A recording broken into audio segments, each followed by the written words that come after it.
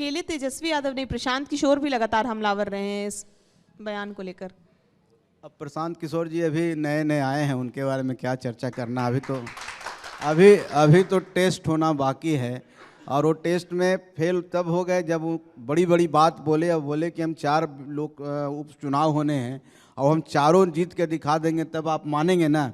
चारों हार गए, तो उनका अभी क्या कहना है। लेकिन डॉक्टर संतोष सुमन उस टेस्ट में पास हुए हैं, सबके सामने है। संतोष सुमन जी के घर में पिताजी सांसद हैं, और अभी इमामगंज का चुनाव हुआ, वो विधायक बनी, चुनाव जीते आप। फिर भी आपको 1 सीट लोकसभा मिली, अभी भी यही चर्चा हो रही है। सीटों 43 सीट, पूरा अनुमान यही माना जा रहा है कि लगभग 43 सीटें आएंगी, जिसमें आप भी लेंगे और चिराग पासवान भी लेंगे और उसी में उपेंद्र कुशवाहा भी लेंगे। कैसे आप उस दावा करेंगे, आप जब आपके पिताजी खुद कह रहे हैं कि एनडीए की रैलियों में बड़ी भीड़ हमारे कार्यकर्ता जाते हैं, लगभग आधे तक हमारे कार्यकर्ता होते हैं, तो मुझे लगता है कि 20-25 सीटें तो कम से कम आपको मिलनी चाहिए। कैसे इस दावा को मजबूत करेंगे? देखिए, मैंने कहा ना कि हम विचारधारा के साथ जुड़े हुए हैं, और जब हम गरीब लोगों की एडवोकेसी करते हैं तो गरीब को ऐसी कुछ नहीं है, कोई उनका महत्वाकांक्षा नहीं होता है।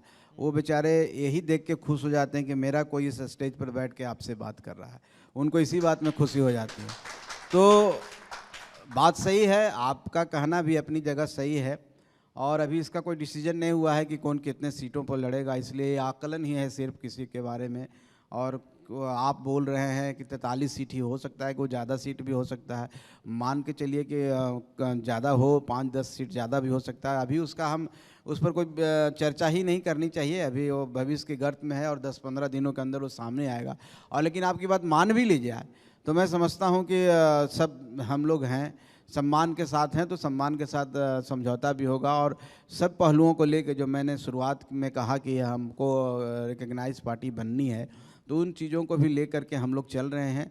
और 1 सीट की जहाँ तक बात है, तो निश्चित तौर पर हम विचारधारा के साथ खड़े हैं, और हम 1 सीट के साथ भी उतने मजबूती के साथ रहें जो ज़्यादा सीट लेके भी नहीं रह पाते हैं। तो ये मेरा यूएसपी है। तो विधानसभा में कितने सीटों की मांग कर रहे हैं, और अगर उतना सीट नहीं मिला तो आपका विकल्प क्या होगा? विकल्प भी देख रहे हैं क्या? अब हम लोग कहें ना कि हम लोग इधर उधर ताक झाँक करने वाले आदमी नहीं हैं।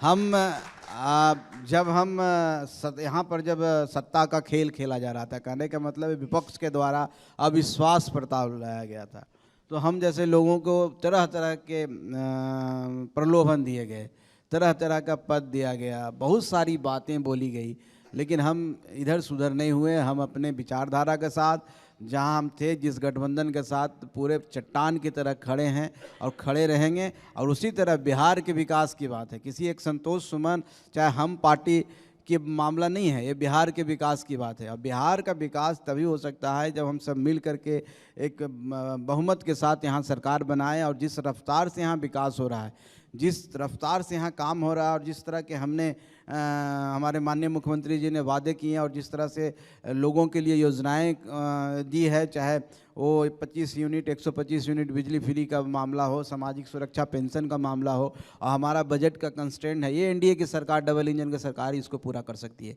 अगर गलती से कोई दूसरा आ गया तो उसकी क्षमता नहीं है कि वो सब कर सकता है। वादे करते हैं,